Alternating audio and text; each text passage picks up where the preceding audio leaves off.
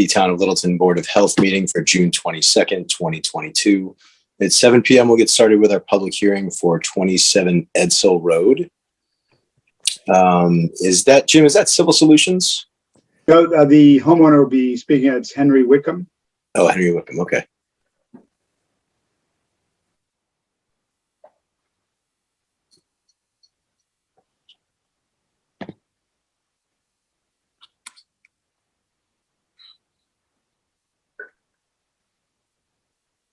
Can you hear me?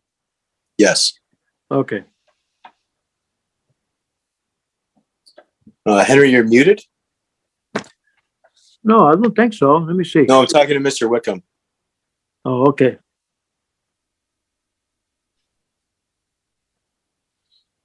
There you go. Can you hear me now? Yes. Perfect. This is my first Zoom meeting, and I'm the only one in America that hasn't used it yet. So, Well, congratulations. here I am. You held out for as long as you could. Long as I could. What I'm trying to, I don't know how this works. Do you want me to say what I'm trying to do? Did you guys get? I sent a packet along.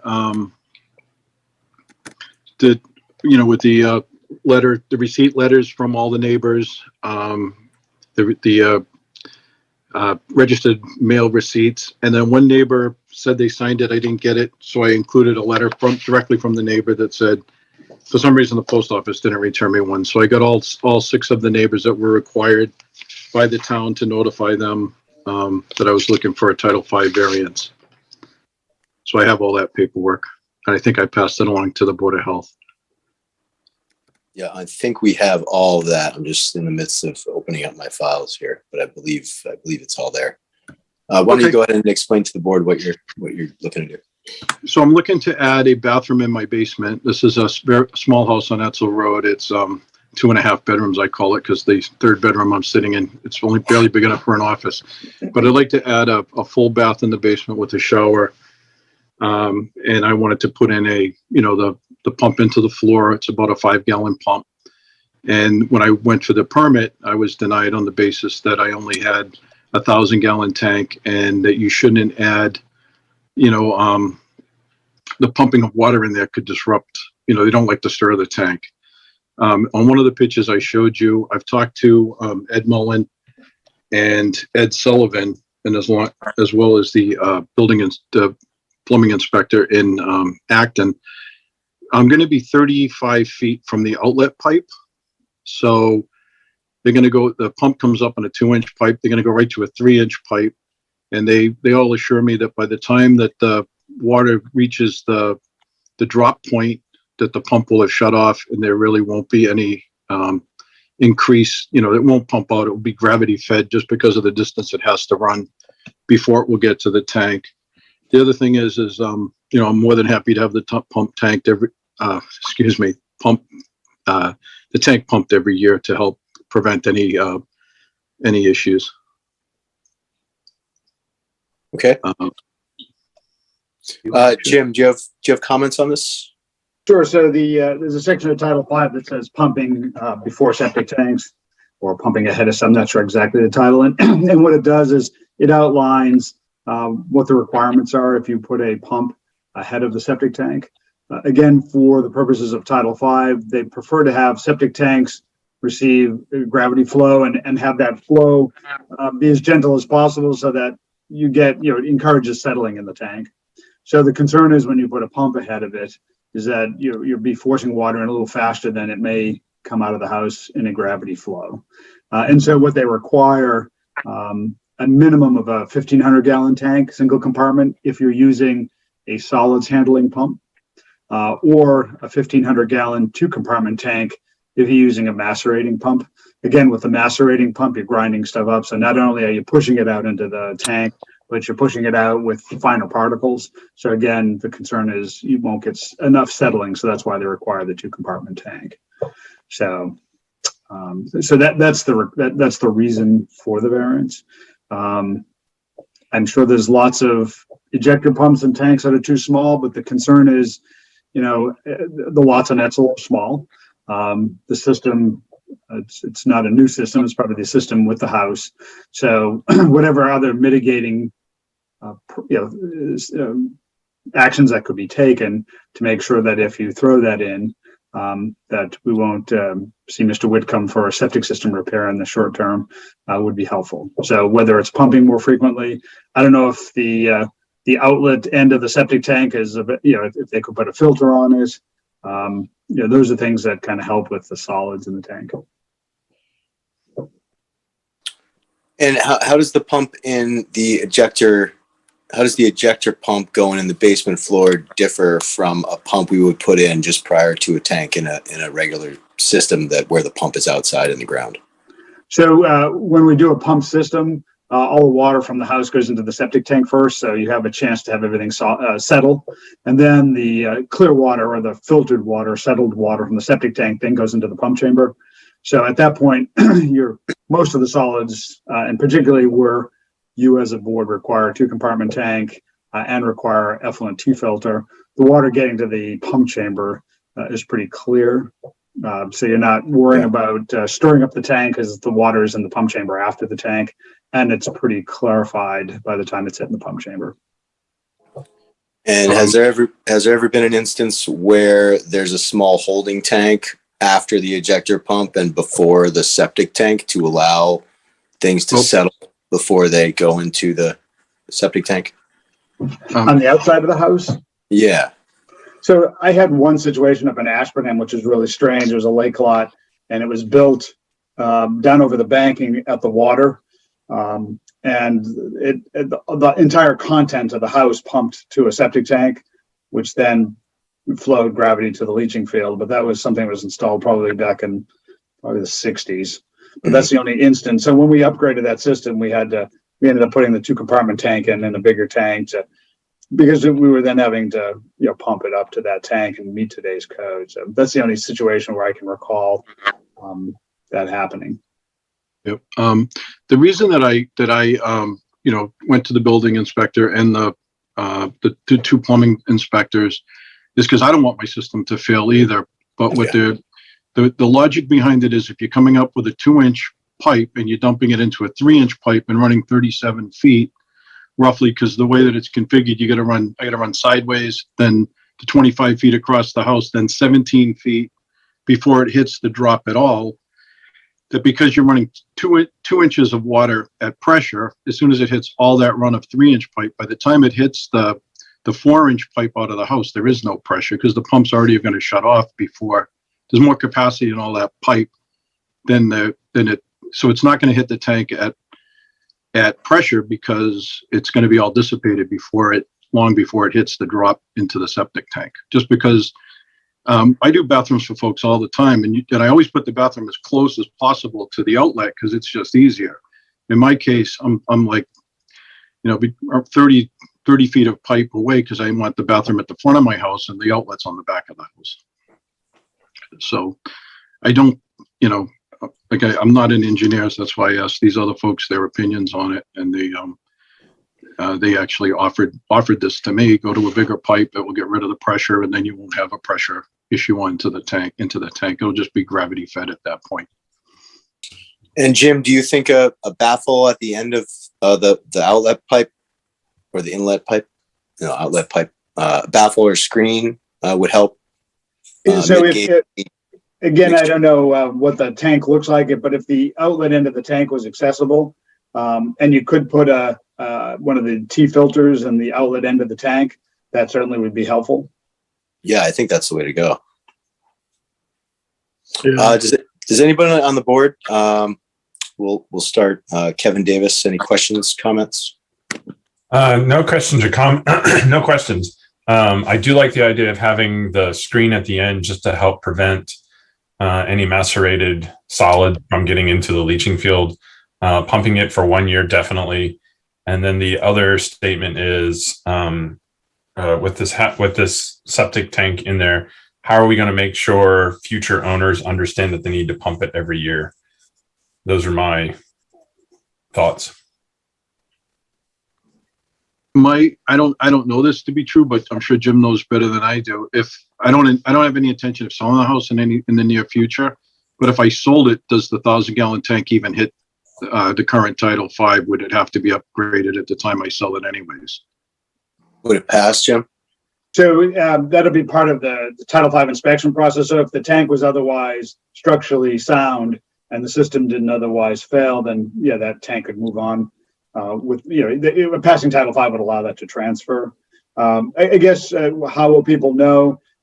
If the board approves the variance, there'll be a variance approval letter in the file. So anyone who comes to do a Title V inspection will know what the conditions of the variance were. Gino Fratelloni, any questions, comments? I think the best thing to do is follow the Jimmy advice. Okay. Dan Kane, questions, comments? Yeah, is this a macerating pump? No. No.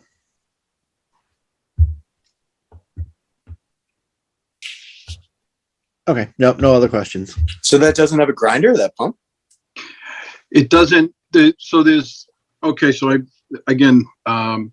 there are grinder pumps, this is a pump that minimally grinds and pumps. It's not one of the ones that makes it just grinds it into fine particles. I imagine that it does a bit, but it's not a grinder pump. It's not the one that makes everything into fine little pieces. Kevin, if I could, Yeah. this is a little bit of an education for me, not being a plumber. I guess they kind of split them into two categories: the macerating, which is just what it is; it grinds everything up, and usually it's got a smaller footprint, and a lot of times you don't have to dig a hole into the basement floor because it's all contained within the toilet. And then the typical ones we see are solids handling pumps. So typically they handle a 2-inch solid. So it'll spin that out. Will it grind a little bit? Yeah, well, probably, but it's not necessarily a grinding pump. And it sounds like from what he was talking about, the popular one is this Liberty 380 or something like that. That is a solids handling pump. So, Matt Wason, any questions, comments? A question I had or concern about: what happens if we have a plumbing problem, like a running toilet that isn't noticed? Is that going to start to create a pump that's running constantly and an outflow that's going to cause issues that we won't know about?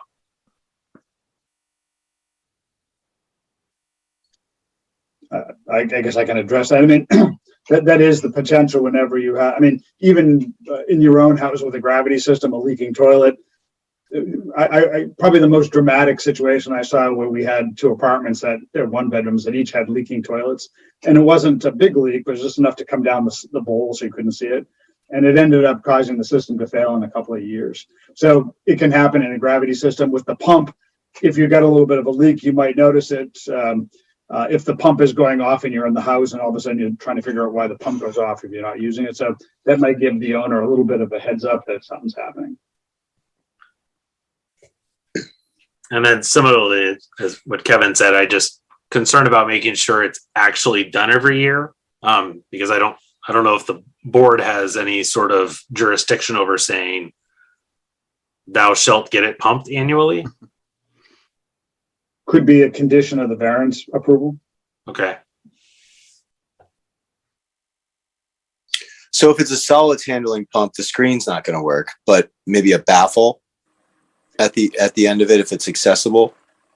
Henry, have you been in that tank? Have you seen if your pipe's accessible there?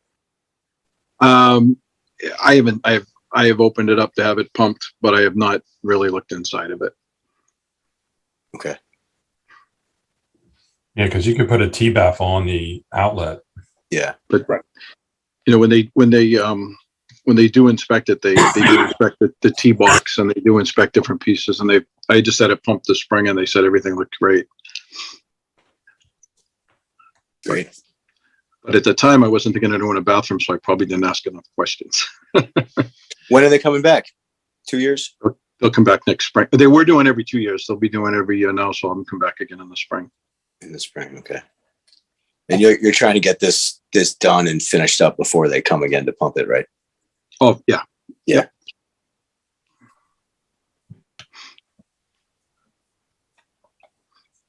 All right. Does anyone on the board have a motion?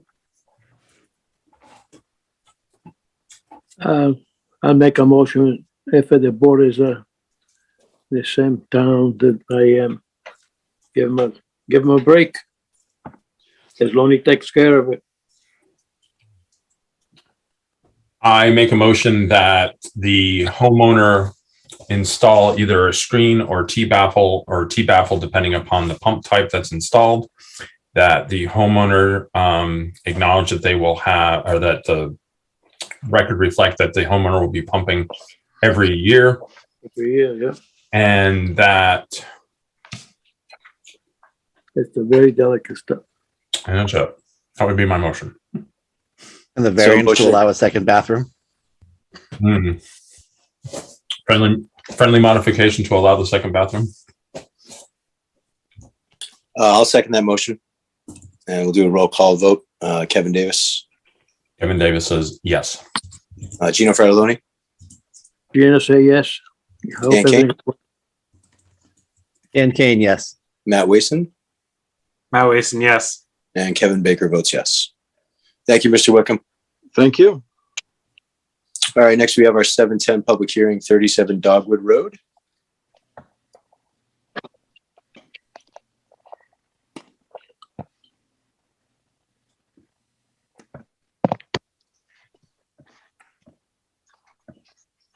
uh,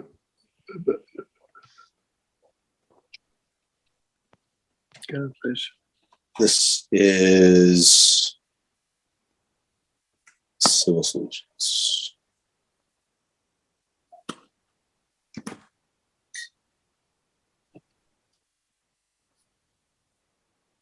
Kevin, I just promoted you.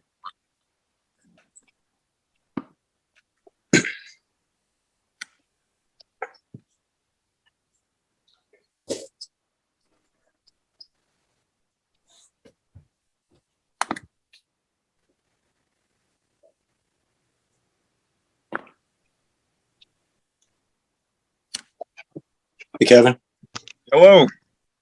how are you? Good. How you doing? Doing all right. Can you I fill can us share in on my. 37? Yeah, Let me share my screen and see if we can see the plan. go ahead. Go ahead.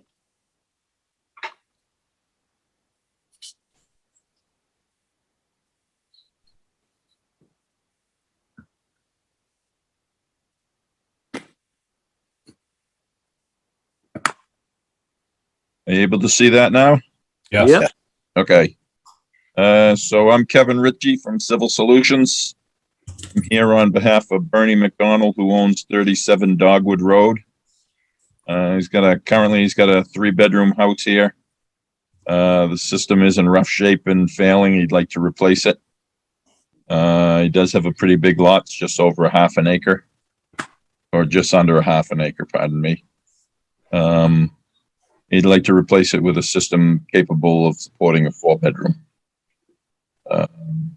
So we've designed a Presby system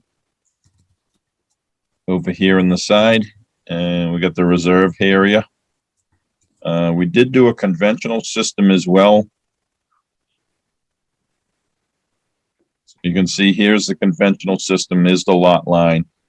This would be reserve trenches between the primary. So that's a much larger footprint. With the conventional system, we would have a poly liner and then a retaining wall, basically for breakout. That's the reason we switched over to the Presby. So again, this is a conventional system. We're not proposing to build that, but we do want to show that it is possible. So here, we've got the Presby. It does require, we have a poly liner here, 10 feet off the system for breakout, and then we can grade it out. So the fill does not go within 10 feet of the lot line with this system. This system, it is sized for 4 bedrooms. Again, the fill doesn't go out to 10 feet, but what we are using is a poly liner 10 feet off. So we're asking for 2 variances. We had 2 perk tests. I believe they were 10 minutes an inch and 37 minutes an inch. So we had the 10-minute an inch perk right here, and then the 37-minute per inch perk right here. So we're asking to be allowed to use to design a septic system on a lot with a perk rate greater than 30 with less than 30,000 square feet. And then we're asking for the use of the poly liner. And I would say we're also asking for the use of fill within 10 feet of a lot line for a conventional system. Which, again, we're not building the conventional system, but if we were to ever build it, at that point, we'd have a wall within 10 feet of the lot line. So it's we're kind of asking for a variance for worst case scenario. But that's not our intention. Our intention is to build the Presby with the poly liner, grade it out, no retaining wall, and keeping the fill the 10 feet off the lot line. I think that's it. What do you design to when you have a 10-minute and a 37-minute? So we designed it for the 37, so it's actually probably designed for 40 or 45 minutes an inch. We'd use the worst case, so we use the 37 minutes, and that bumped up to, I think it's 40. What were the other two test holes? So the other one, so they had four deep test holes, and then the 2 perk tests. Okay. Jim, do you have comments on this? Sure. So maybe a little bit of background for those who might not have remembered when your local regs changed. One of the things that the board had put into their regulations were limits on the perk rate. So Title V allows you to use perk rates up to 60 minutes an inch, recognizing that that kind of a perk rate is difficult around the lake and on very small lots. The board put in a regulation that allows 30 minutes an inch for a perk rate on lots up to 30,000 square feet, and a 40-minute an inch perk rate for lots that are 40,000 square feet or greater. So it's kind of the history of the regulation. And again, it was put in place because it could be difficult when you have a perk rate that's that large. It makes the system footprint that large to grade off, and then you start to affect abutters with the grading and potentially surface drainage. So I guess one of the things that strikes me is that they were able to fit a footprint on there that keeps the fill back off the lot line, and shouldn't affect the abutters as far as the surface drainage. There'll be a little bit of fill on the downhill side, but certainly not. It's not going to be wall to wall. Lot line to lot line with walls. The reason for the standard system design is in approving these innovative systems, DEP says you need to show that you could put a conventional system on there. And so they have shown that they could put a conventional system on there. And the graphic shows just how much of the lot it would take up. So they've complied with the requirements that the Presby system requires for design with Presby. So I think this wasn't the lot that the board had at the time in mind to restrict perk rates, because the topography works off the road, it slopes from the road down back, and there's enough room to actually get the system to fit on there without affecting abutters.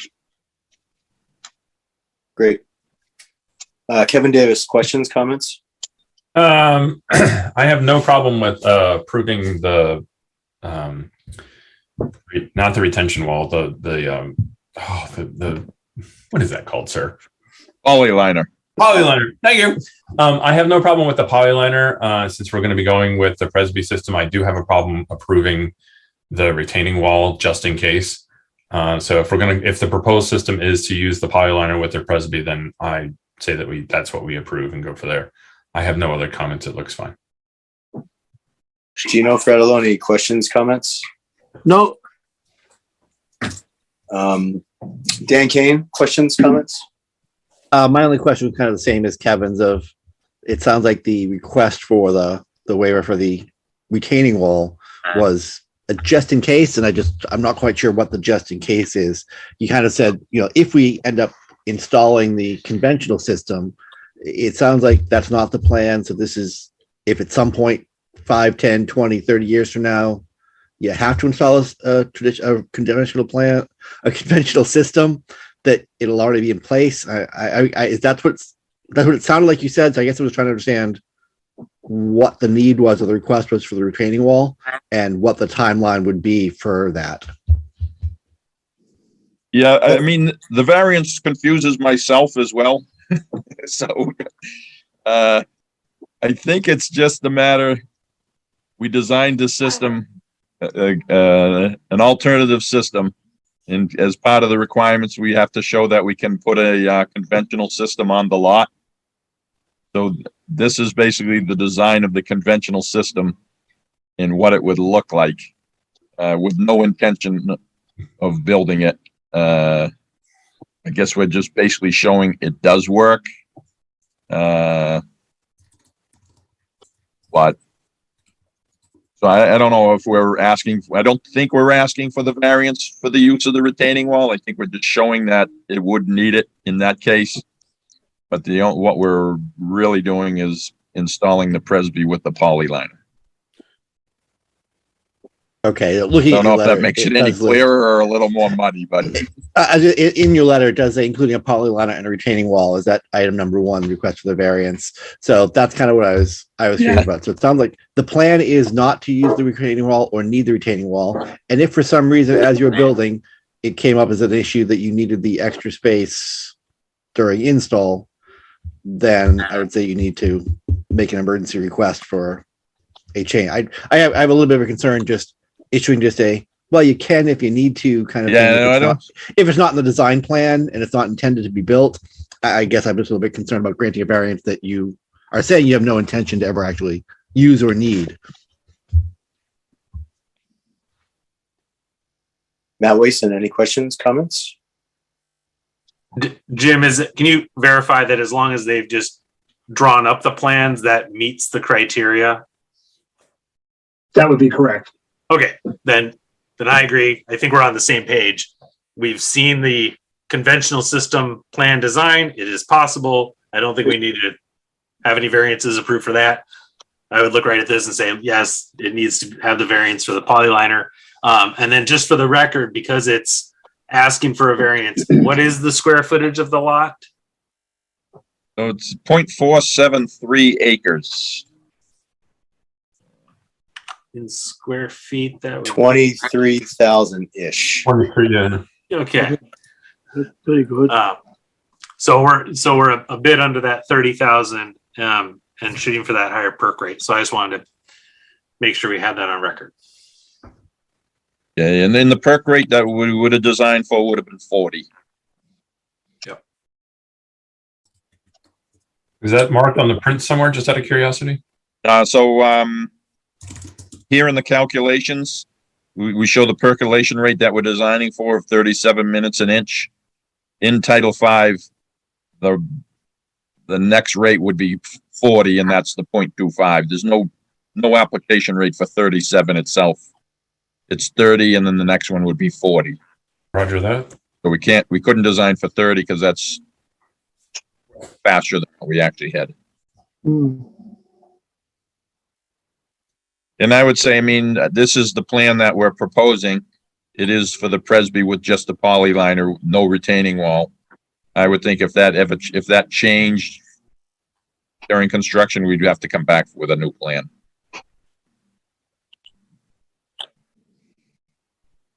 And is that, that's not pressure dosed, right? It's just a regular pump? Correct. Okay. Is there a motion from the board? I'll make a motion that we grant the variance to allow design of a septic system with a percolation rate over 30 minutes per inch on a lot less than 30,000 square acres, 30,000 square feet, excuse me, and allow the use of the Presby system with a poly liner to control breakout. I second it. All right, motion and a second. Roll call vote. Kevin Davis, Kevin Davis, yes. Gina Fratelloni, Gina Ferraro, yes. Dan Kane, And Kane, yes. Matt Wason, Matt Wason, yes. and Kevin Baker votes yes. Thank you, Kevin. Thank you.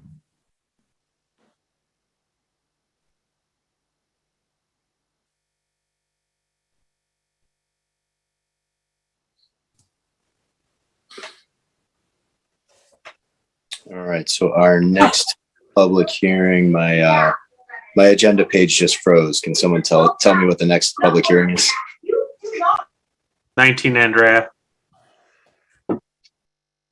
Is anyone here from 19 Andrea? Is that you, Kevin?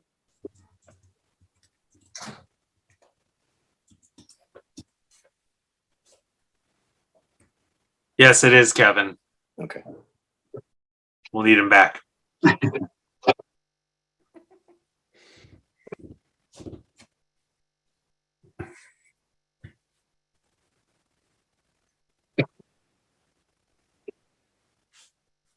I have questions on this one.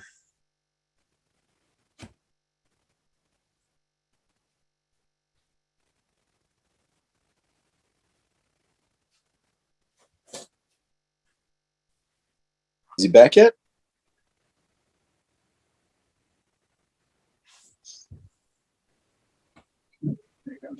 It looks like he dropped off the attendee list. Okay.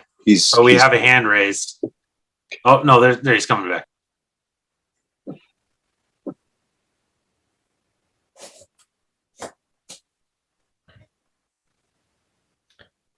Do we want to see what the hand raised person is?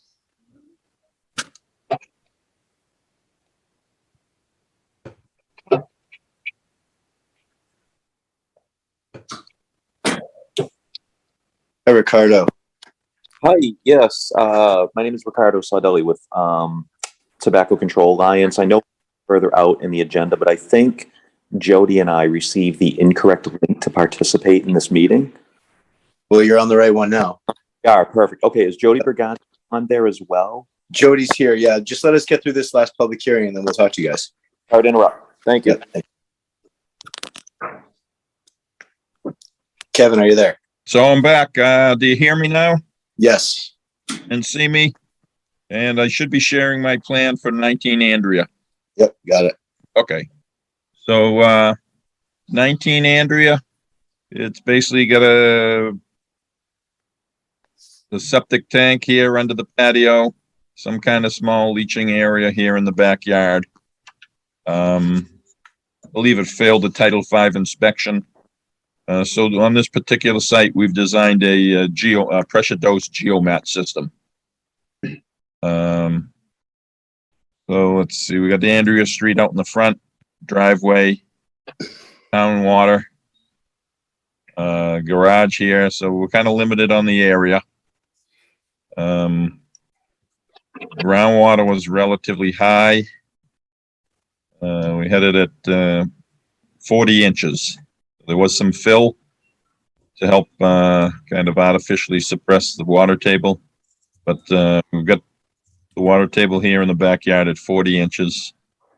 So we're proposing the geomat, new 2-compartment, 1,500-gallon septic tank, 1,000-gallon pump chamber, and then we'll pressure dose the leach field.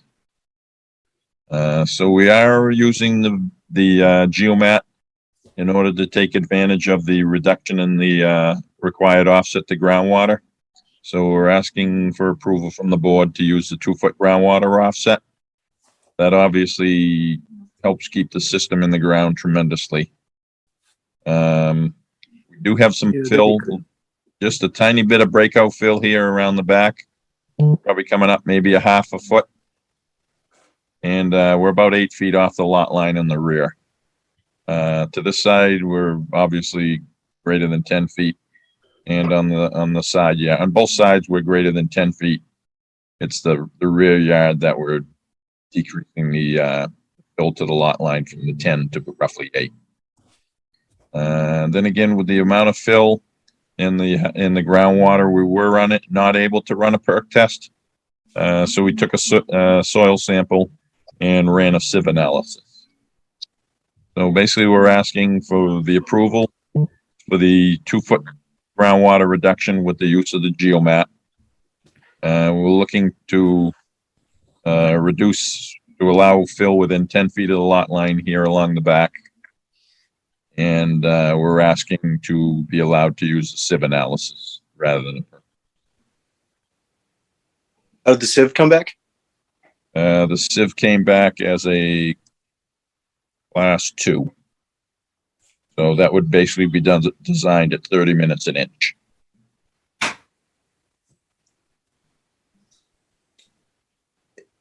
Jim, do you have comments on this?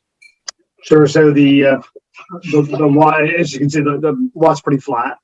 And you've got buildings, both the garage and the house. The house has a little bit of concrete showing, so that certainly helps. The garage is on slab, and I think it's probably the driveway's right there at the same elevation like the patio and the backyard. So raising this all of a sudden starts to create the need for things like walls.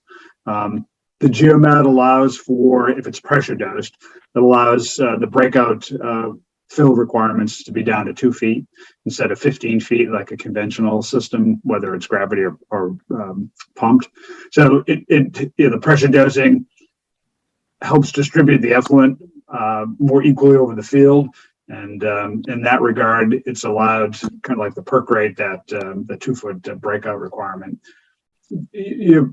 Again, because there was a bunch of fill placed when this lot was created, you kind of have the benefit of the yard being high enough so that when you install the system, you'll have to remove that fill, but it won't raise the grading in the yard that much. Anywhere from, like Kevin said, a half a foot to maybe 6/10 of a foot just to get the cover over the system. And that's really big because of, it's a well-developed neighborhood. So really trying to be cognizant of the fact of how high we raise the backyard here. Not only because of the existing structures on their property, but the abutting structures. The area is town water, and I don't believe there are any wetlands in the area. The geomat seems to be a reasonable solution in this case. Kevin Davis, any questions or comments? Yeah. Is it possible to move the geomat the 2 feet closer to the house so that way we don't have to worry about the variance in the back lot line? They don't have enough room. We got there's the patio here, so it would encroach on the patio. That's okay, but my answer is, and my question is, can we move the geomat so that it would be 2 feet off the lot line? We wouldn't need that variance, and you just have to rebuild part of the patio.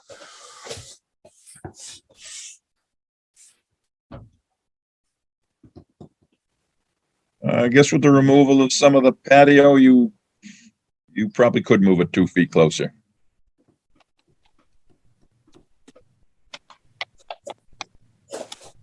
Anything else, Kevin? No, that's it. Gino Fratelloni, questions, comments? Oh, I do have one. I think they should leave it the way it is, you know what I mean?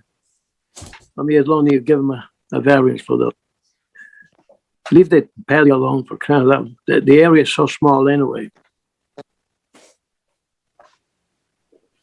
All right. I'm not sure if as we pulled it towards the house, if it would rise as well. It's a little bit higher. It may come up out of the ground a little bit more as well, and which would then push the fill out a little bit. So it probably wouldn't change it that much. You said the lot was practically flat, and it looks like I think it's the lines there are 98 or whatever. 98, and it doesn't seem to. There's not another line anywhere on it to see how the.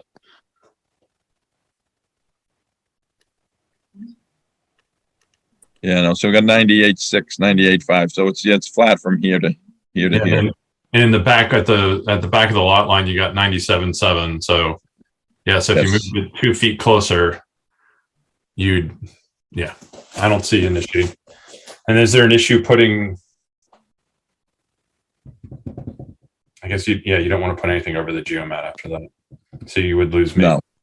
Yep. The only thing we want over the geomat is some grass. No, I understand that. Yeah. Yes. Dan Kane, questions, comments? No questions. Matt Wason? No questions. All right. Does anyone on the board have a motion?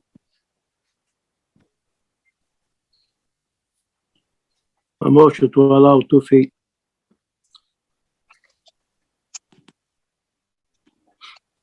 Was that a motion to approve the request for the 3 variances?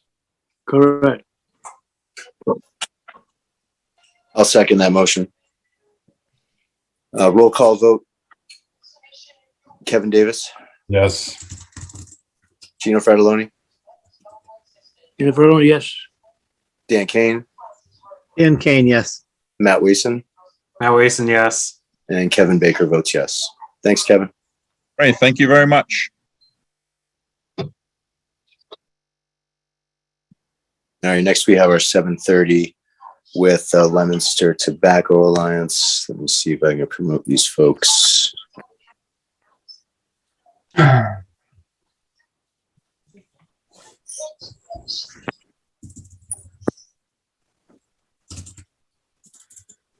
All right, so Ricardo and Jody have been promoted.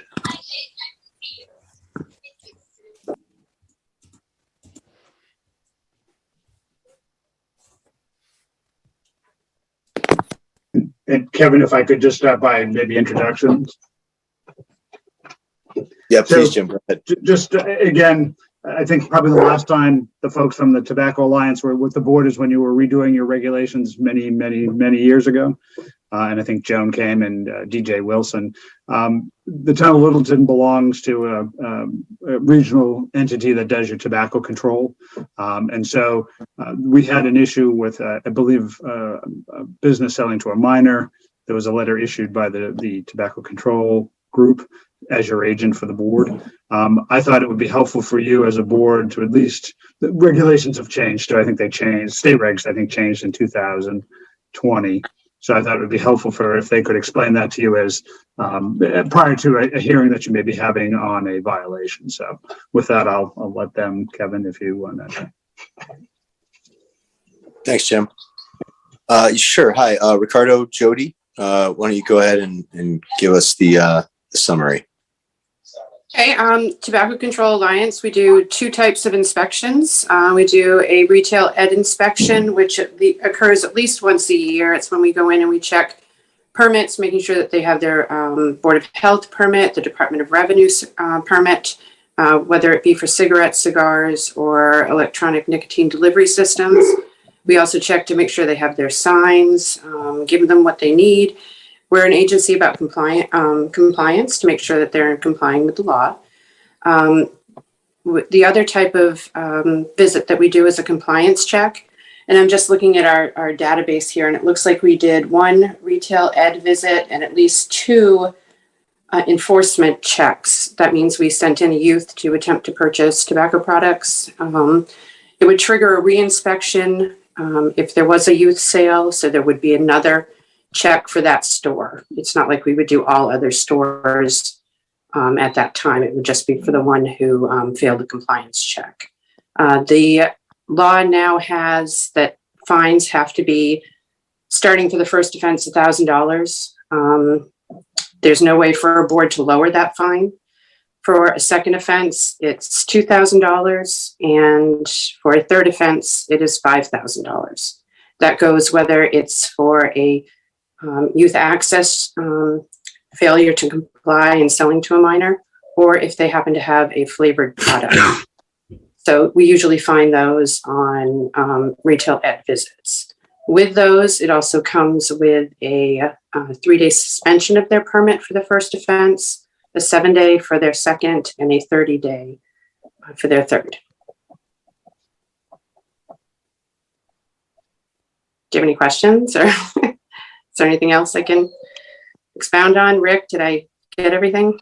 Yeah, no, it sounds like you covered all the bases there.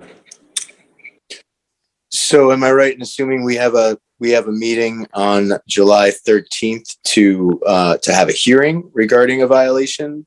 Mm-hmm. Okay. Have we set a time for that, Jim, yet? I don't know that you have, so that's, when we finish tonight, maybe in case we want to make sure there's no continuances that we're going to affect the scheduling of your meeting next time, so. Okay. So we'll figure that out towards the end of the meeting.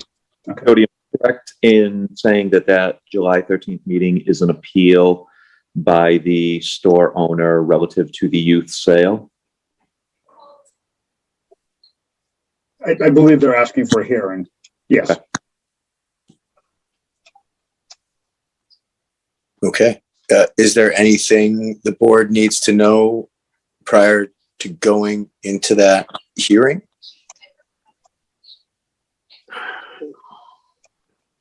Not from tobacco control standpoint. Jody basically laid out defined structure, but also to the boards of health. It's pretty cut and dry from a board's perspective. It's either guilt or innocence. There's really no leeway for a board to reduce a fine. So just know that going into that July 13th meeting. So then what would be the reason for an appeal? Well, they have a right to appeal. Okay. It's part of when we sent the violation. It's written into the violation that they can request an appeal to their board. Okay. And so then it's either a sort of guilty or not guilty type of thing. Yeah, the board can say that there could be possibly something wrong with the process or that it never happened. Okay. And we've been doing this for a long time. Our process is the same for every visit. Okay. I do believe at that meeting, Joan Hamlet, the director of the Tobacco Control Alliance, will be present. If for some reason she is not, either Jody and or I will, but a representative from Tobacco Control will be there from capacity. Okay. Kevin Davis, any questions, comments? No, I'm good. There are no comments, questions to these guys. It's pretty straightforward when we get to it. Okay. Gino? We'll wait until they come back. Okay. Dan Kane? Just a quick question about process. So it says you said you visit with education every year, as well as some compliance visits, kind of spot check compliance visits, as opposed to a universal compliance check. Once you've completed those, do you share any information either with Jim or the board? I've been here just over a year now, and I haven't seen anything from tobacco control. So I'm glad you're here. I'm glad we have a process and we have folks who are out there enforcing the regulations and making sure everybody is playing in the same playbook. I would certainly love to see. I'm always happy to see. We went out, we did education every place, and we did compliance checks, and everybody was completely on board and carding everybody. We're very, very happy with the outcome of our results. I love seeing those, as well as, as unfortunately happen to sometimes have hearings for violations. Do you share that information once you've completed your annual checks and education visits with the board? Just so you know what happened. And yeah, I'm actually not sure about that. That's more of a Joan kind of issue. So my understanding on that is that, a representative from Tobacco Control, typically Joan, is always available for any questions that the board ever has. Relative to us, sharing the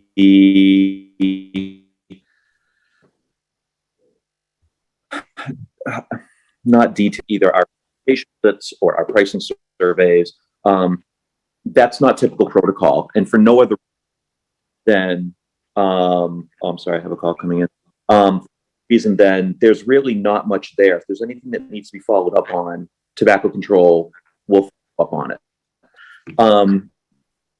This is a little bit different, where it was being pulled in due to the the store owner making an appeal. So our routine visits, we don't typically follow up, but if there's ever any questions that you guys have, please feel free to reach out to us. as you theoretically, if we never have an issue, that we could go 5 years and never hear from Tobacco Control that you've been doing your annual visits and we've had no issues with compliance and all the ed visits have been completed. We'd have no way of knowing that unless we sought it out from you guys.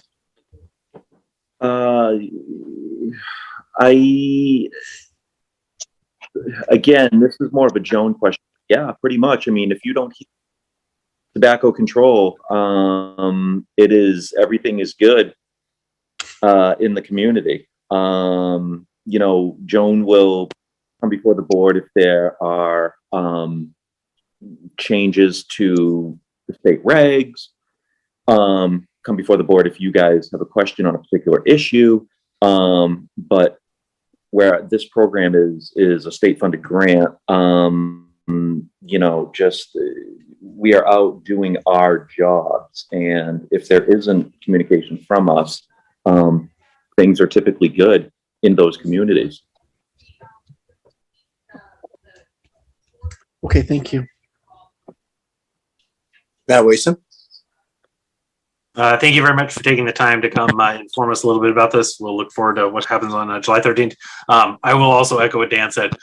And we can follow up with Joan if that's appropriate. It would be nice to just have an annual report even that said, hey, this many education visits were done in your community, this many follow-ups were done.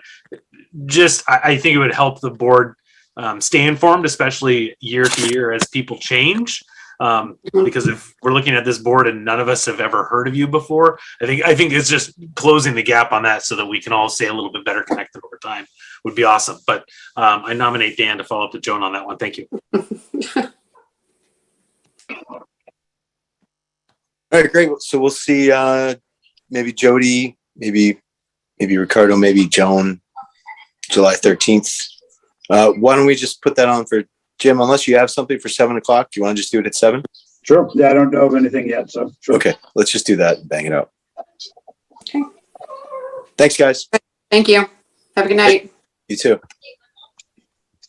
All right, we're going to move on to our 7:45 public hearing for 3 Pickard Lane. But did I hear a motion that Dan's going to follow up, or was that just?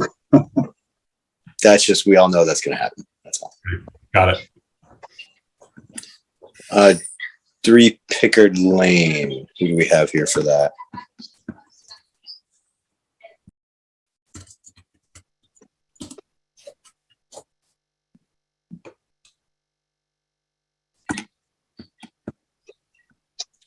Jim, is that the homeowner? I believe it's the designer, Brian Farmer. Okay. Brian. Joseph E. Nealon has his hand raised. Oh, okay. David Edsel and Brian.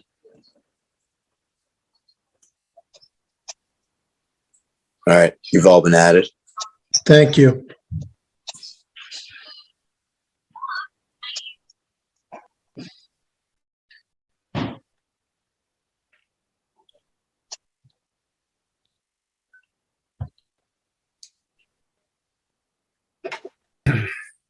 Joseph, can you hear us?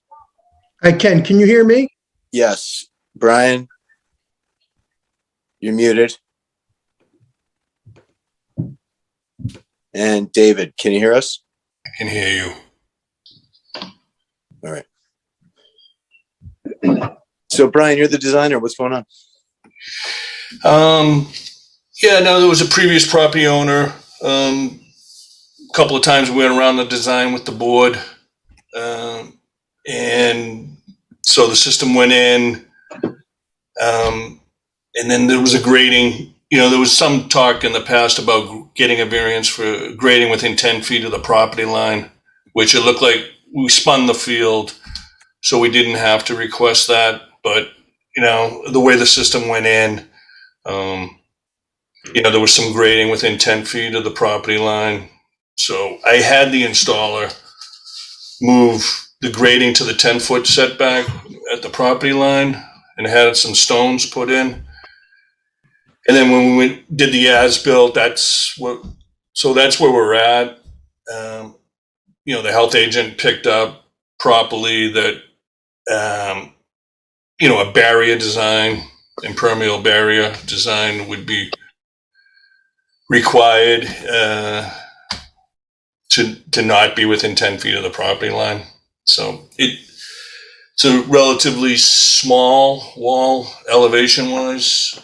Yeah, but unfortunately, it's two walls, a 32-foot wall and a 23-foot wall. So that's what we're asking. Do you have an updated design you can share with us? I can't. I'm not that talented at the moment. I did email Jim some plans. You know, maybe the design. Maybe the board has.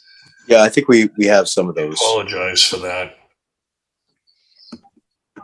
So Jim, can you give us some more info on this? Sure. So this was an upgrade that was done back in 2020. The yard is pretty flat. It's decent soil. It's very sandy, but the water table's high. And so when the system was being designed, there was a desire to stay away from a pump. So the designer looked for a type of a system that would work, came to the board for the groundwater offset, designed it in such a way that it kind of blended in. The breakout grading would blend in to the existing grades, or at least the breakout grading would be outside of your 10 feet. I'm not sure why. And so the system was parallel with the side lot line. No, I guess it's the back lot line.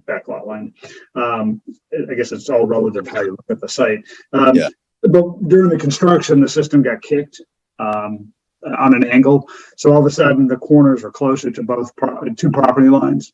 And again, as Brian was describing, what we're talking about is probably something that's about a difference of a foot. But it doesn't comply with Title V for the breakout grading. So two components. One, at 10 feet, you would need a barrier, and then either grading or a small wall to make sure that barrier stayed in place. And what was there when I did my final inspection was rocks kind of laid along that edge. And I guess you could loosely consider a wall. I didn't think it met Title V as far as a wall that would, that you would use for breakout. So that's where I mentioned to them that they needed to either ask for the local variance, ask for permission to put a barrier in and then a proper wall. And moving the system would be, to me, that would be, I think there's other solutions. So, I mean, the soil is very good. It's just a matter of making sure that we're getting the breakout fill appropriate both for Title V and for your local regs. All right. Kevin Davis, any questions? No questions, but definitely getting the proper polyliner in there and the proper wall would be, in my book, the appropriate solution to this. Mm-hmm. That's it for me. Gino Fratelloni? No. We'll see what Jimmy says. Any comment from Jimmy? Yeah, he just made his comments. Dan King?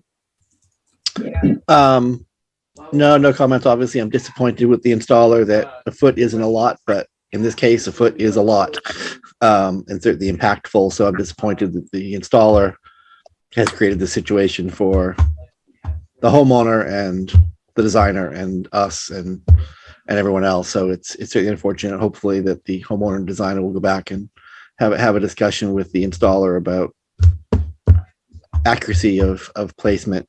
I don't have any questions other than if there's a butters. Matt Wason? No further questions. Joseph Nealon, are you in the butter? No, I'm not. I'm actually the attorney for the homeowner, David Eschen. The current homeowner? Okay. The current homeowner. And if I may, just by way of a little bit of history. So as Brian had said, the prior homeowner had the system designed and installed. There was an issue at the time of closing because there was an agreement that it was going to be not be a raised system, that it would be remain a level backyard. So we have two issues that came up for the homeowner when he purchased the house, which was number one, as has been stated, the system was installed a little cockeyed. That's my layman's term.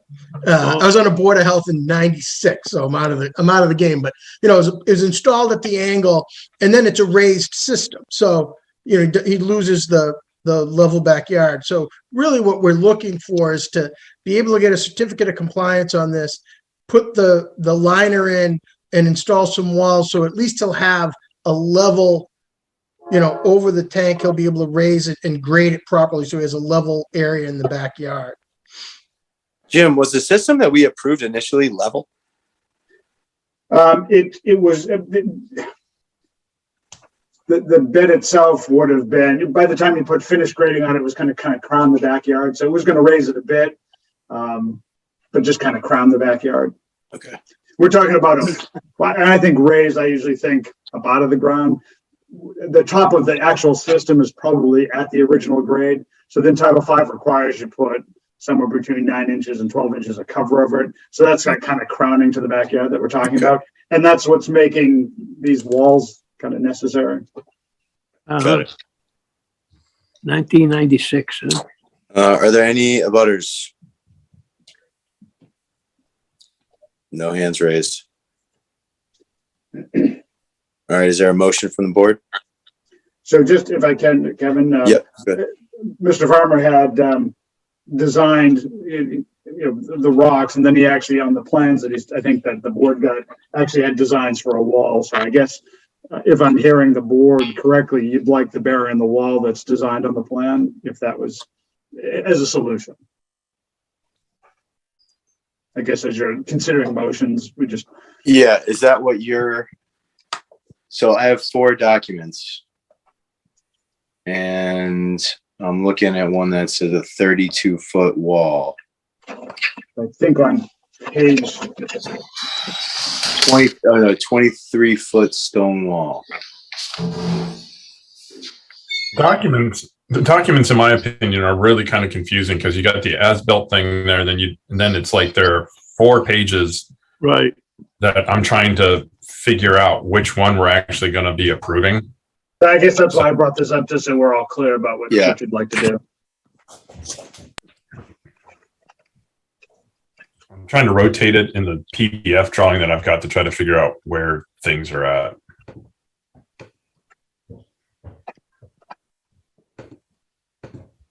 So which one are we trying to approve? Which one? Can we share it ourselves so Brian can specifically point out which one it is?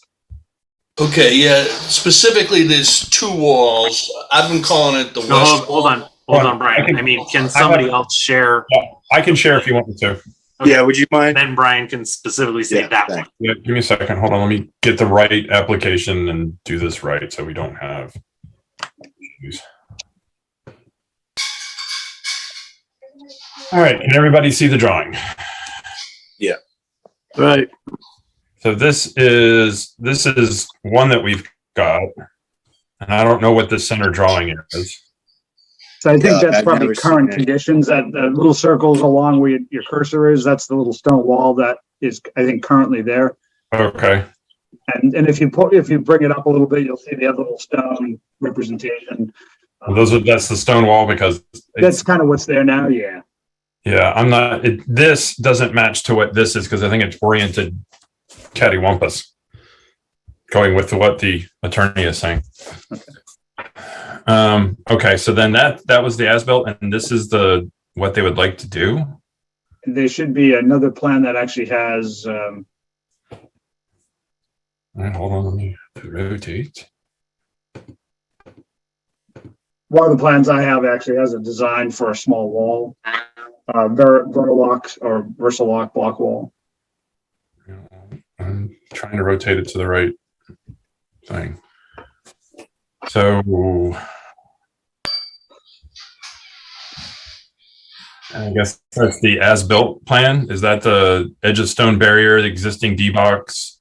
And that's on the other side of the system. So there's one of because the system got kind of kicked, you had 2 walls that were put in. Got it. So is this the new one? Yeah, I'd say the plans aren't really clear enough. Yeah. Jim, your plan, you have a plan that shows an actual Versalock wall? Like, we don't have any of that. Yeah, I'm wondering if, there it is there. Well, there's the Versalock. Well, that's the Versalock that's the Versalock inserts for plans and stuff like that you can download from Versalock. But I don't see. Is there another page to that possibly, Kevin, or is that? No, this is, so you can see here, let me rotate it so that it's correct. So here's that one. I think that's an as-built on the, southeast side of it, the bottom corner closest to the house. Okay.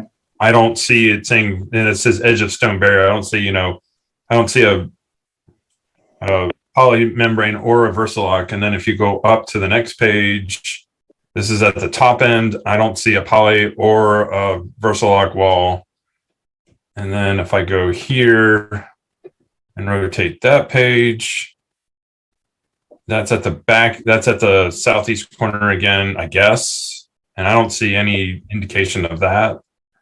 And then Brian, is there a plan we're missing, or is one of these? So you had the Versalock wall segment when you keep going down. Right, there you go. You'd have to rotate that, and then Okay, so, and then embed it in that. I guess you have to zoom. There you go. And if you zoom, then it's not the best quote.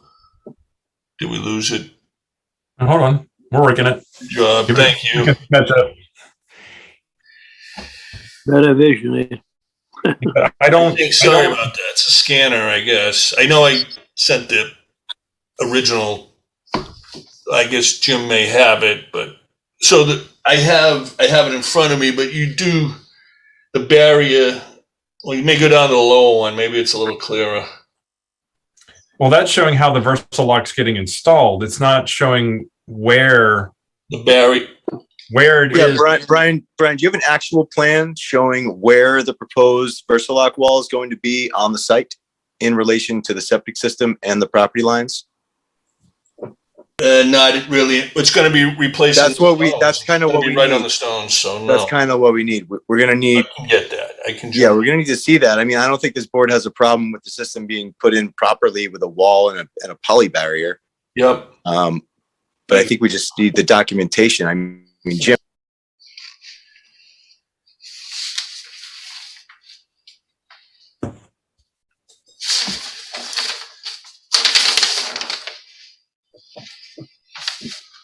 So a site plan with the where the stones are showing the Versalock. You have to zoom in because of the scale. It's not there. We lost Kevin, but yes, I think the point is I'm right here. I'm here. We need to see the design drawing. I understand what you're asking for. Yeah. And I'll generate it. And liner. I Okay. mean, I have most of it right here. I just have to take off the stones and then put the Versalock. And I think it would be helpful just for the record, yes, send us an as-built currently and then show us what the change will be for the proposal. Thank you. Okay. I stop sharing now.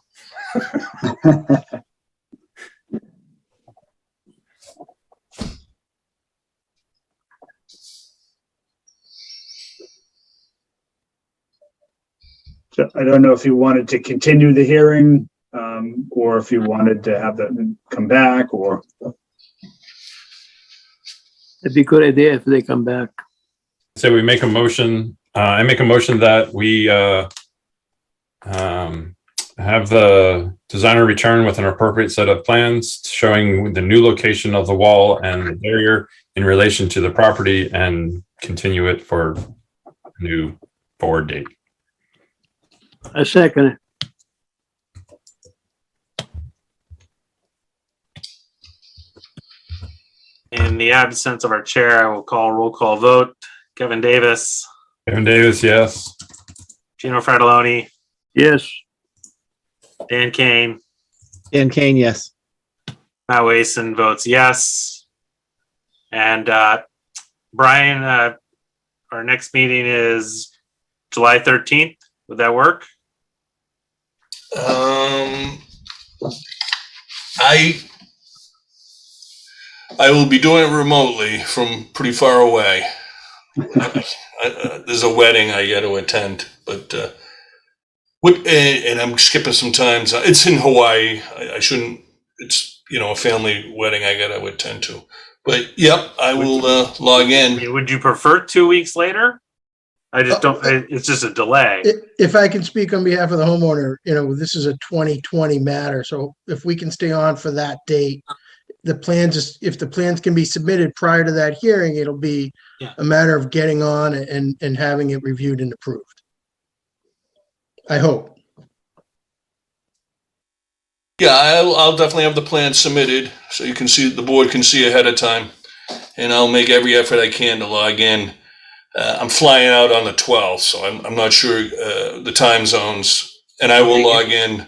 Get the plans to us as soon as possible so that we can review it. Jim can review it. Have any questions addressed prior to that, and try to make things as smooth as possible. Yes. Thank you.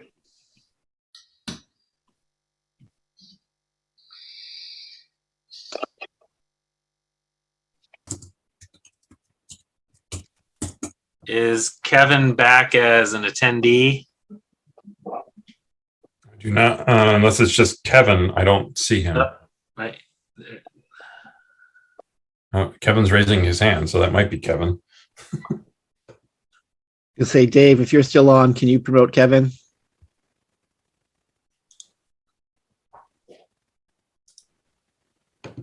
I don't think the rest of us have the power. And I'm afraid Dave might be covering multiple meetings tonight. Nope. So sometimes, oh, he's here. He's on his way. Thank you, sir. And then Brian and David, do we need to, I think we just demote them.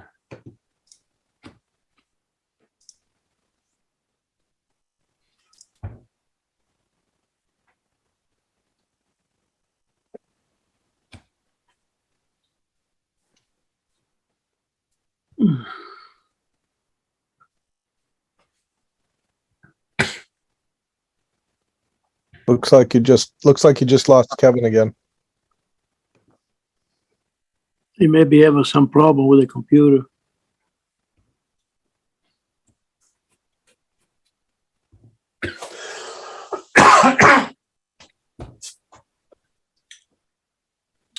Would one of you gentlemen want to be the co-host so you can do the promoting?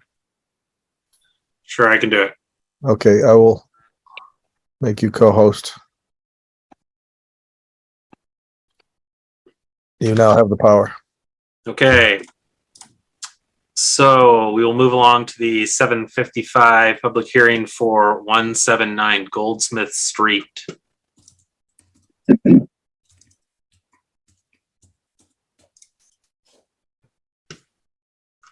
And who do we have for that? Looks like we have Nick P. Yep.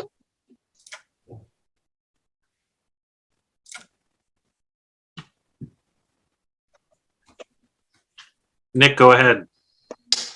Hi, can you hear me? Yes. So I don't think my camera's on, but Nick Paulin from Goldsmith Preston Ringwall. I'm going to join as a panelist, so just bear with me for a second.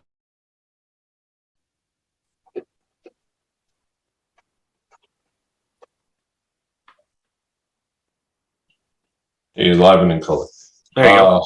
Good evening, Nick Paulin, Goldsmith Preston Ringwall, here representing 179 Goldsmith Street. It's a property, three bedroom, single family house at the corner of Park and Goldsmith. Can I share my screen to show you a plan?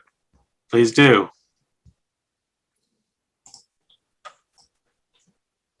Everyone can see that. I've zoomed in on the property already. Goldsmith is on the right side, Park is above. It's a just under 8,000 square foot lot. I believe the property owners, Adam and Nicole Saravella, have already come to you. They're interested in putting an addition on to create a, I'm going to say in-law, but I know that's not the current term, secondary dwelling unit or something like that. The system on the property, I believe they came to you regarding kind of the bedroom counts and shifting an existing bedroom within the structure around to the addition already. The existing septic system was installed in 2003. Building sewer comes out approximately where my hand is here into the side of 1,500 gallon septic tank, dosing chamber up a short area into a D box where a leaching bed is gravity fed. Very tight lot. As you can see, this is a 10 scale. You have, this is approximately 9 feet, I believe.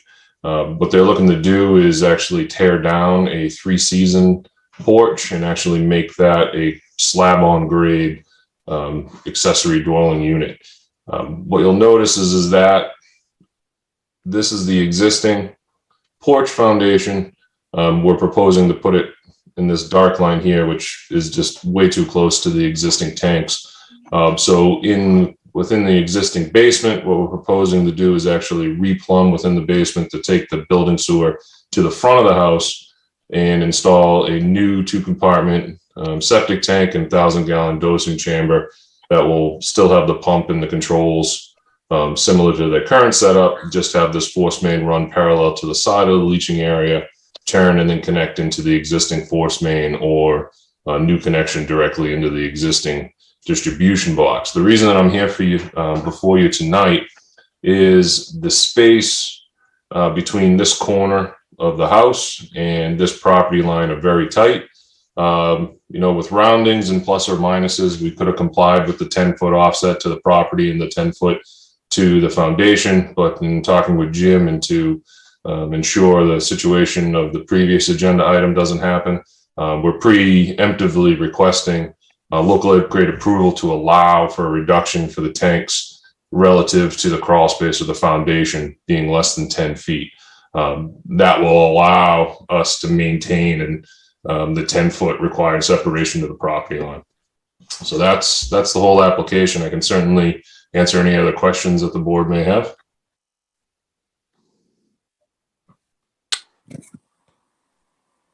Thanks. I'm back.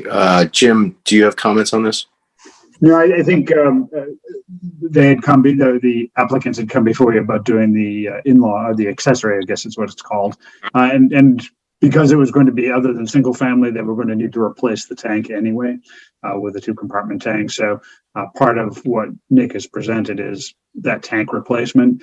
But given where the proposed addition's going, that facilitated the need to move the tanks. I don't have an issue with what's being requested.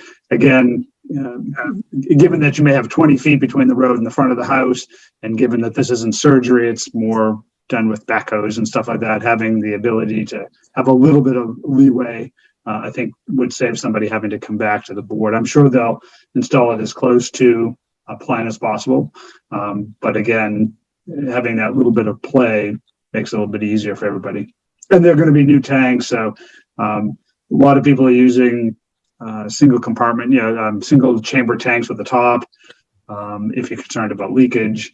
But new tanks generally are they have the big butyl seal, even if they use 2-component tanks to make sure that they don't leak. So again, I think it's a reasonable request. Kevin Davis, any questions? Yeah, a couple. Are you going to be removing the existing tanks or filling them, or what are we doing? So right now it's actually called to remove or rupture and fill. It really depends on the installation. These locations here are from the construction record plan.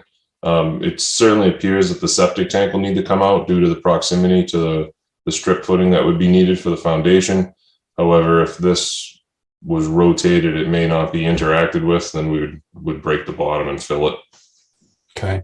The previous ones since I'm relatively new to the board, I'm going to defer to my other board members, but of the 2 or 3 that we've had come in that are less than 10 feet to a foundation, we've asked some sort of poly system to kind of go in to ensure that nothing goes into the crawl space. That's my only other comment on this.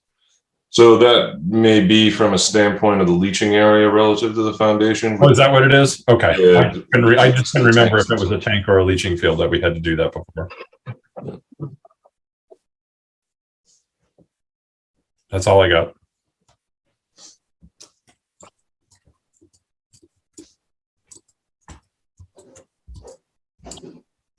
We lost Kevin again. We'll ask him again. Gino, any questions? No, I just, I like the suggestion of Jimmy. Dan, questions?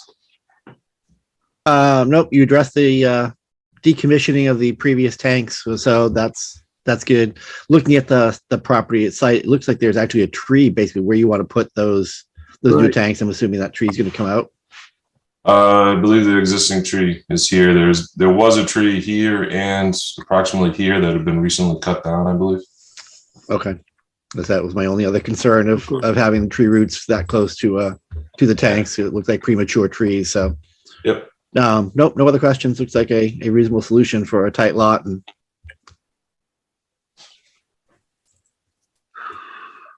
I have no additional questions. Nope. Do we have a motion? I'll make a motion that we grant the variance for the local upgrade approval to allow for a No. septic tank, holding tank within 9 feet of building foundation. I second it. Hold on, Dan, was that within 9 feet? Less than 10 feet from the building That's foundation. I good. apologize. Is there a second then? Second, Roll call vote. Kevin Davis, Jim Davis, yes. Gino Fratelloni, Jennifer only, yes. Dan Kane, And Kane, yes. Matt Wason votes yes. Thank you, Nick. Thank you very much. Enjoy the rest of your Building. evening.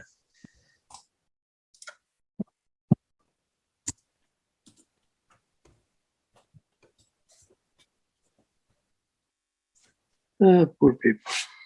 Big problem. Allow them to demote. There we go, David. Okay, moving on to the 805 public hearing on the ID decision support tool. I can handle that one.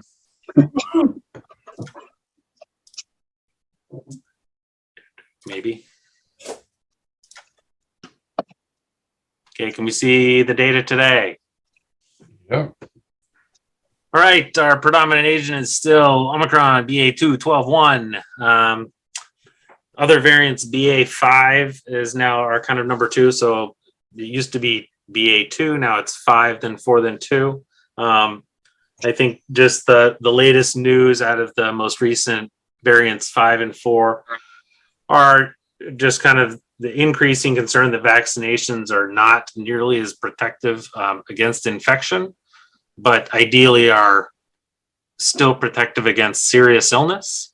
But I think it just continues to highlight that variants will come up, mutations will happen, and our vaccines will probably be less and less effective over time. So people are still encouraged to use masks when needed, and especially if you are immunocompromised or have other concerns. Data-wise, looking on the right side of our chart, the Littleton 2-week case counts were continuing to trend in the right direction, just below 50 cases most recently last week. The ICU bed access is still in the upper 80%, so we've kind of put that as a yellow for us. Our CDC community level has gone from high down to low pretty quickly. Case counts are down, and then the percentage of patients who are COVID positive in the hospitals is way down. I don't have the up-to-date vaccination data yet. So the Massachusetts Department of Health recently sent out a survey to local boards of health about data access. And they were looking to see if we wanted to start seeing data on folks with a second booster. And I replied to them hoping that again is a numerator with an unhelpful denominator, and we would really like them to calculate the up-to-date vaccination data for us. So we'll keep you posted on what new data we could possibly get there. The public school prevalence, I assume we're running out of this data. It might be the last data point we have. Globally for the schools, it was 3.1% last week. Oh, sorry, that needs to be updated. That was last week. It was 17. And the only noteworthy number was that Russell Street was at 6% and was going in the wrong direction. I think as we continue to use this tool, an important question on this row, if we get it back in the future, is should we be looking at the prevalence of all of the schools, or should we potentially highlight whichever school might be most concerning? But I think it might be moot for several months, if not forever. So I think we talked last time about setting up some summertime meetings with the select board and the school board to see how we can continue to work together and get access to helpful data. Wastewater numbers are hovering kind of around where they've been, 400s to 500s for the two sites. And that is the data. It's looking a lot better. I feel a lot better now than we have been previously. Last time I kind of forgot to mention, we did not have a motion to change our public message. But I haven't been, I thought I used to know where that message was and I couldn't find it on our webpage. Does anybody know where the message is currently posted, the recommendation from us? No, I don't know where that's posted. I've looked as well, and I just don't know where it is. Okay, I will follow up on that and try to find it. I'm almost sure I've seen it before, so I'm wondering if it's gone because it's gone or I can't find it. But I wasn't sure if we needed to have a motion to kind of retract our prior very adamant, strong recommendation due to the current data we have, or how we felt as a board. Well, so your CDC community level, if I look at the community transmission is still high for the entire county. Mm-hmm. So yeah, while the case rate and the admissions and inpatient beds and all that kind of good stuff is low, the community transmission rate is still high. The numbers, as you're reporting, are at 50, whereas the previous time that we had a spike, this was a problematic number. So I think saying, hey guys, mask up, do the right things is still appropriate. I don't think that's, I don't think that's to retract that quite yet is appropriate. We definitely need to start moving on getting those meetings with the school board and the select board, and also trying to come up with a strategy for how we're going to handle this in the fall. As far as booster shots and things like that, I think you're right about how they're looking at calculating it and making sure we get the right denominator and numerator and everything. So whatever numbers we can get out of them, it's a good thing. I think I forwarded you some data that I grep or go pull down every Thursday when the new data comes out. So I definitely want you to take a look at that data and see if it's useful for you. Oh, sorry, Kevin, did you not get my response? I did not.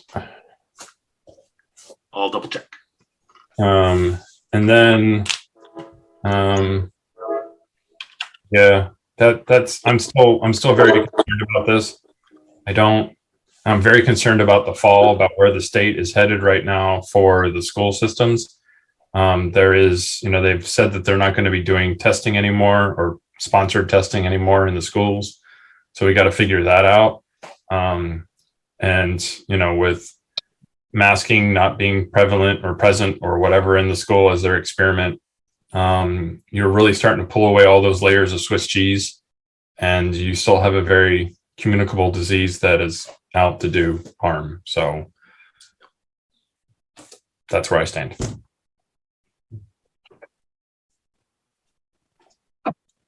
Gino, questions, comments? Seem like we have to be alert on September. You are correct. Let's see what happens. I hope it doesn't spread it like it did the last time. Let's see what happens.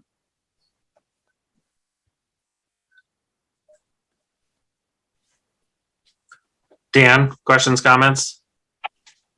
Nope, I agree. Current CDC, we're still considered high. It doesn't look like on our website. It looks like our current status is kind of by press release rather than by banner with a flag kind of thing. So it's not there simply, I think, because it got pushed off the bottom of the announcements page on everything. So there's not a banner of here's our current status. Kind of like, think of forest fire risk. Today is a red day or a green day or a yellow day, where it's always in the same place and it's just updates with the status.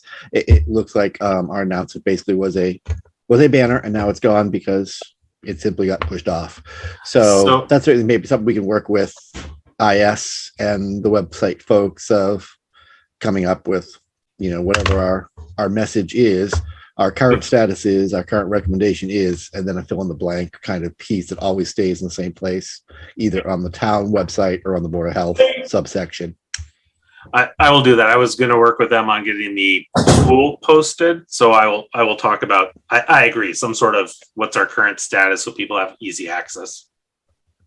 Yeah, and then the other thing is, I think you addressed it, is the question of total school numbers versus building numbers. My read, but I think building numbers, looking at total obviously, but looking at building numbers is probably going to be more meaningful, because once it's in the building, it's going to move to that building a lot more quickly than it's going to move to the other buildings. Again, so many of our families are across buildings, but we're going to see it tend to be in one building first before it starts getting to the other one. So if we look at a town-wide school average, it's 3%, but we'll pick Shaker Lane. Shaker Lane is at 12. Odds are the others are going to bump up when those folks bring it home to their older siblings or, around town with activities. So I think we should be looking at, and we can talk to school department as well, of both looking at building numbers as well as cumulative numbers. I think it'd probably be most helpful. Okay, I agree. I'll swap that row unless anybody wants to speak otherwise, has an opposite opinion.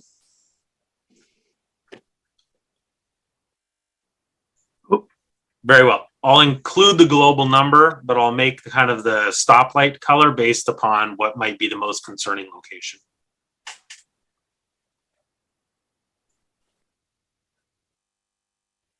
Kevin Baker, back to you. Yeah, Anything sorry about else? that, guys. No problem. Couple things. Jim, has that package of COVID tests come in? It's an interesting process. They send you the stickers that you need to put on the kits, and then shortly after that, the kits start arriving.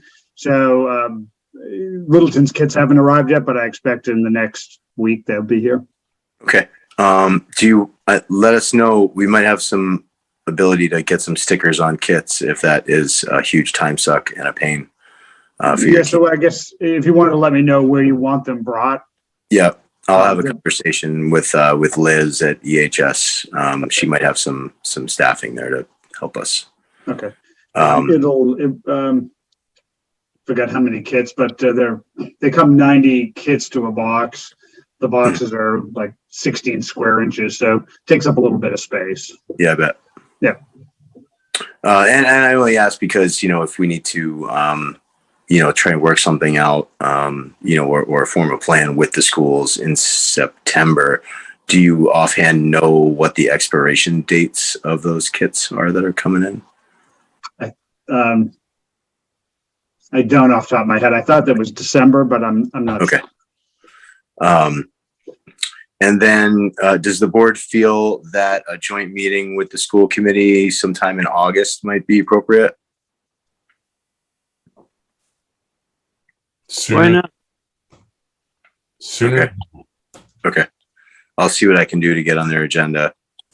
And then, what was the last thing I was going to say? Yeah, I'll remember in a minute. No, thanks, Matt, for putting this together. Oh yeah, so I did talk with town council, and so the levers, that the Board of Health, can sort of pull. There are three major sort of categories, and one is the advisory. The second is the order, which is in conjunction with the select board. And then the third is the regulation, which we can do with, an adoption of a regulation and 2 days notice with the posting, and then it becomes effective. So those are the various levels, I suppose you call it, of the levers, of the things the board can do. And, you know, if we want to start to map out, you know, when and where, you know, these things happen, and then, you know, get that sort of thing posted. And then maybe sit down with the select board as well, and just run through this decision tool, to see what their thoughts are on it, and just so they understand sort of where we're coming from and what the data we're looking at, and get their input on it, so that we can have everybody on the same page if and when we need to be talking about this in the fall. I will include those 3 categories then in kind of the flow chart, the process map that I'll put together. Okay. That we could then bring to them. So yep. I don't know about Dan's experience, but I reached out to a couple other Board of Health people in different towns, and the order in conjunction with the select board doesn't seem in line with what their experience is. Why are we so unique? I don't think we are. I mean, tell me about the other board. The other boards were surprised that when it gets to an order that there needs to be work done with the select board, that, you know, to come through with this, it just, they were perplexed at that. They seemed to be able to operate with a little more autonomy versus having to do something in conjunction when you put out an order. Jim, what are your thoughts on that? So there's a general law that provides boards the ability to do things in an emergency, to kind of affect public. I'll dig it up and I'll send it to you. You can take a look at that, maybe run it by council and say, you know, why are these 2 things different? Yeah. Yeah. I mean, I guess one of the reasons that you meet with the selectmen is to try to get a community-wide acceptance of what you're doing. You're right. We saw that, you know. Yeah, and of course we're on the same team. We want to do the right thing. We want everybody to be happy, and sure. Well, you know, I think the buy-in piece is really important. So yeah, I think, and again, I'm not an attorney, but I think you may have the authority to do it yourself. But whether that's the best approach to try to get community buy-in to what you're trying to do. But let me send you that general law. And okay, that'd be great. Yep. Thank you. That might help. Yeah, I was going to say. My mind. I had brought that up before as well, that, you know, certainly if the board declares something an emergency, then the board can issue an order. So there's kind of 2 parallel pieces. There's one authority piece, and, you know, from my friends who are on boards in other places, truthfully, they haven't had to function this way, that if the board deems something an orderable action, then they simply order it, because that's their job. So the working with the select board, obviously we always work with the select board, but as far as scope of authority, I would agree that it seems unusual compared to both what I've read and what I've seen in other communities in the past and through COVID. And yeah, if you look at the Mass General Law, it's basically as soon as we declare it an emergency, we can order whatever action that is deemed necessary to address the emergency, whether that is a condemnable house, you know, pick the hoarding situation where the building is intact, but it is no longer habitable. We can say this is an emergency, you cannot live there, or whether it's a community-wide or building-wide event that, you know, historically, and that's kind of why I brought it to I asked a few meetings back, can we double check with town council, because it didn't seem, the message we're getting from them didn't seem to be consistent with what other communities are doing and what the law, again, not being an attorney, but what the general guidance is from the Mass Associations of Boards of Health of kind of what the scope of authority is. And then we have the of course, community piece. Of course, we should be working together because we all should be on the same page. Schools and select board and Board of Health, Elders, all of us should be on the same page of what is the best way of managing any emergency in our community, because it's never a single branch that they need to deal with it. So we should all be working together all the time, obviously, but just simply know, even in general, that beyond COVID, that if the board declares, you know, finds there's an emergency and needs to take action on it, the process is a bit onerous if we can't issue a community-wide order without going through the select board or developing a new regulation. It just seems odd. Well, that's great. I'd love to get this all sorted out. I'll get the attachment from Jim and forward it along to everybody. And, we'll include that in our ID decision support tool that we present, just to clarify with the select board and anyone else that has a question on it, sort of the different avenues we can take and the methods by which we can take them. So we can put together a plan if and when we need it.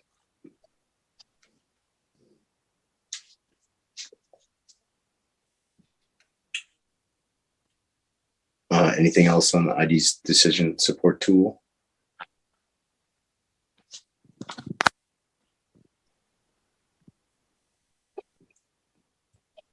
All right. I had a question, Jim, for you. So 815, the public hearing on potential regulation requiring treatment for SDS within 100 feet of wetlands. Jim, I was hoping you could quote to me the section of Title V that calls out the exact types of systems or the treatment that is approved by Title V currently for, what is it, within 50 feet of the wetlands? So it doesn't specify anything. So within 50, well, you mean less than 50 feet? Yeah. So that's up to the board to make the determination. So, and they approve all of these, the Presby, the Geomat, the treatment tanks. These are all approved in a section of the code for IA technologies, but they don't have anything. Specifically, what they do is they say, from time to time, we'll review and approve technologies that can be used in the Commonwealth. And then you take a look at the different technologies. They have 4 categories. Either something that's provisional, how's it go? Provisional, remedial. There's 4 of them. We generally deal with the general use, which is Presby. So it has a general use. You can use it for new construction. There's also a remedial use, and Presby has both general and remedial use. The remedial allows the board, and it allows that 2-foot groundwater reduction in that remedial use. Provisional uses typically are technologies that have some proof to what I know what the last one is, have some proof of that they operate properly, but they haven't been used enough for the state to either put them in a remedial or a general use.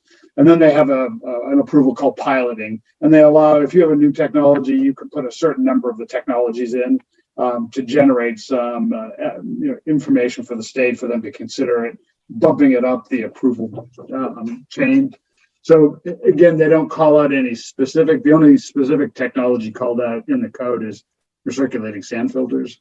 But the rest of them, they're covered under the section that talk about innovative alternatives. And then the state has a whole process for approving those.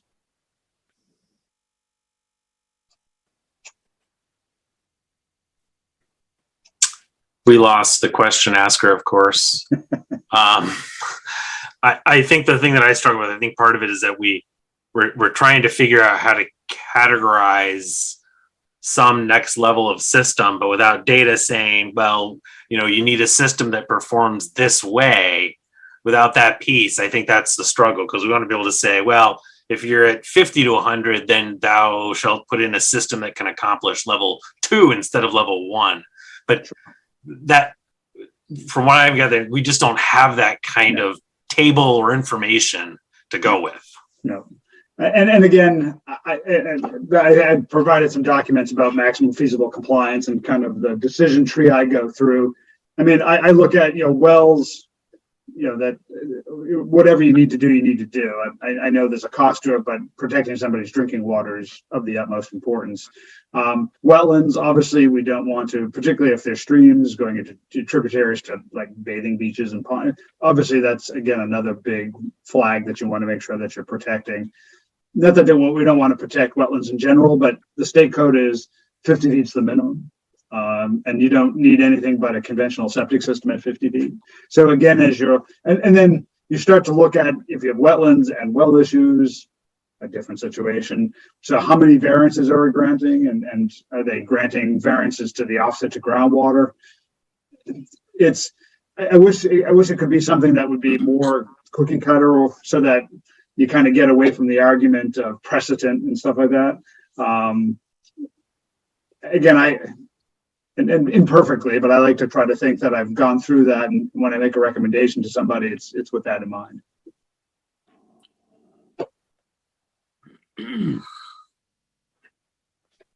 When I looked at other towns and around us and things like that, most of the towns have a 100-foot regulation in place. Yeah, they've just doubled it and said, no, you got to do 100 feet off of it for that. And that seemed to have been repealed. And ours seemed to have been repealed in 2007 or 2011 or something like that. And when I went back to look for notes and discussion of the board why that was, I could not find, no one could come up with any of the notes or anything like that for any of those things. So that's kind of disturbing because we don't have we have no historical knowledge as to why it was rescinded. So that's my whole thing with this. And then, yeah, there's not a whole bunch of data anywhere. I mean, me not being a, civil engineer, professional engineer that does this, just goes out and does, Google Scholar search and, looks for data that's within this. And there's just not much. So, yeah, the only time you start to get data, if you will, is some of the treatment tanks, the FAST, the JET. Those need to operate at least 30, 25, TSS, BOD, and actually, I don't know if they make them do the nitrates. Depends on the situation. So those have standards of the treatment tank need to meet. And the nice thing is those clean up the wastewater a little bit. So again, if you're in a situation where you have wells, I think those are always appropriate, or very close to wetlands, I think those are always appropriate. I know they add cost, but I think the treatment's worth the cost at that point. But I think that's some of the pushback we've heard is people saying, but no, this field treatment is actually just as good as that treatment tank, but lower maintenance, lower cost. And so then we're stuck as a board of changing people going, well, okay, then we don't have a leg to stand on if we say, no, this scenario requires a treatment tank. I hear what you're saying. Potentially one where you're saying if there's drinking water involved, then you could say, well, no, sorry. The treatment tank has data, it's tested. We feel strongly about that.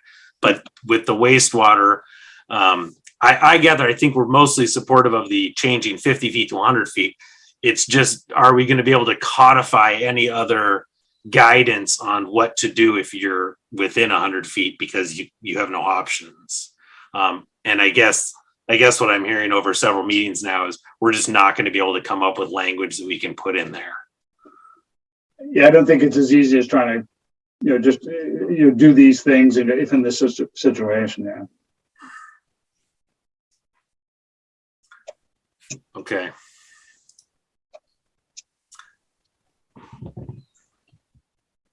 I'm not sure if Kevin had any other intention for us on that agenda topic, so I would say we should continue that public hearing.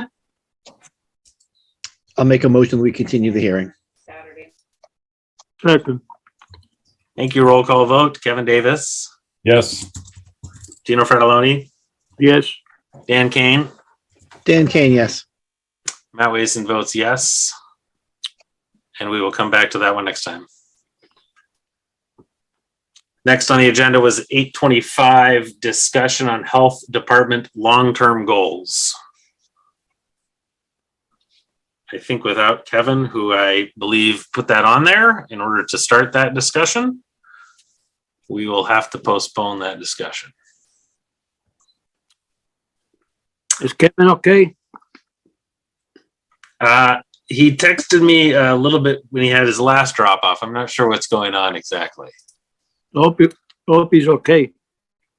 I don't see him back on the list yet. There's nobody on the list. Administrative matters. We're on to that. Minutes. Have we voted and approved the May 11th minutes?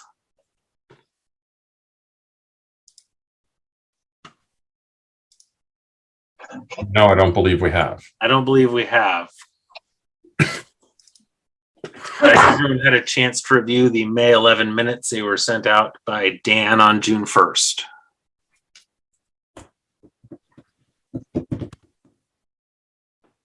I have. I've reviewed them. I have no comments.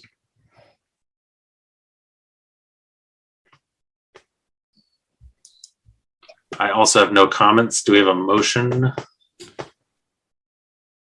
Move that we accept the minutes as written. Yes. I'll second. Very well. We have a motion and a second. Roll call vote. Kevin Davis, Yes. Gina Fratelloni, Yes. Dan Kane, Dan Kane, yes. Matt Wason votes yes.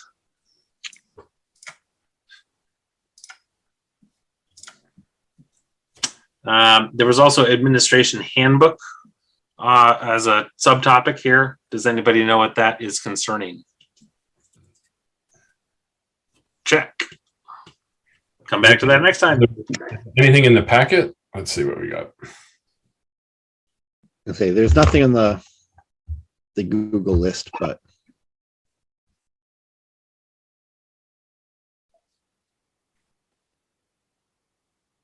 Administrative matters.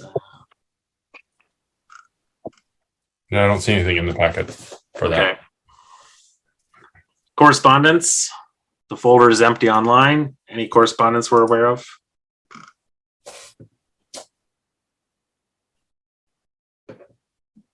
Check. And lastly, member updates.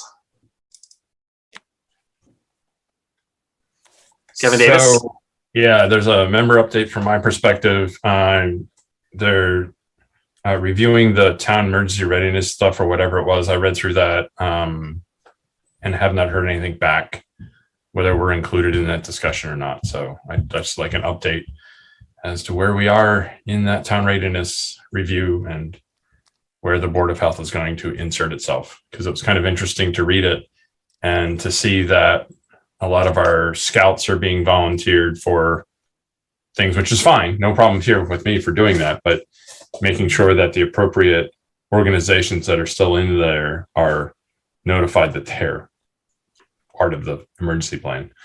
That was kind of news. Yeah, I'm sure Dan, as the scoutmaster for one of those, was kind of surprised.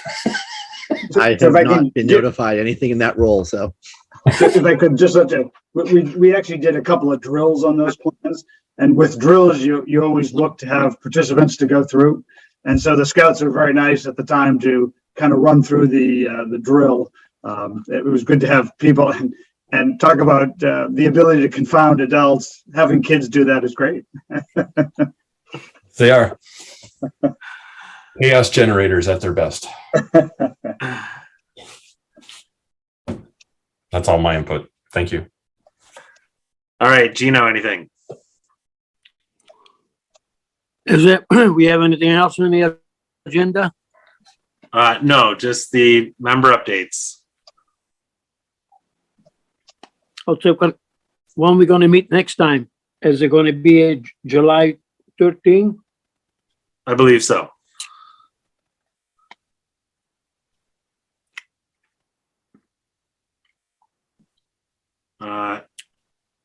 Sorry, Kevin was just telling me he's having some technical difficulties, so we will wrap up without him. Dan, anything? our next meeting is not until July 13th, so we will not meet before the 4th of July. Please have a wonderful 4th of July. Remember that fireworks are awesome, but fireworks are also illegal in Massachusetts and can be dangerous in inexperienced hands, literally. So leave it to the professionals. Enjoy the show. Be responsible, but enjoy the 4th of July. That's it. Thank you. The last thing I want to mention, posted in the docs, is the Nestroba Associated Boards of Health meeting, which is actually tomorrow. Jim, do you by chance know if Kevin was going to attend, or do you have any idea? I have no idea if he was going to attend or not. Okay. I will check with him then. It's tomorrow at 7 p.m. Yes. And I know our former board member who used to attend that is no longer with us. So if nobody else would really want to join with that, I'll talk to Kevin and figure out one of us to join. unless there's another volunteer. Perfect. No attendees, so no additional public comment. So that wraps up our agenda.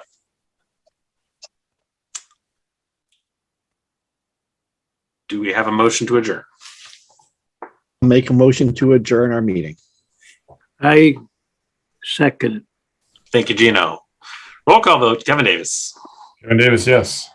Gino Fredoloni. Gino, yes. Dan Kane. Dan Kane, yes. Matt Wason votes yes. And that is a wrap. Thank you, Jim.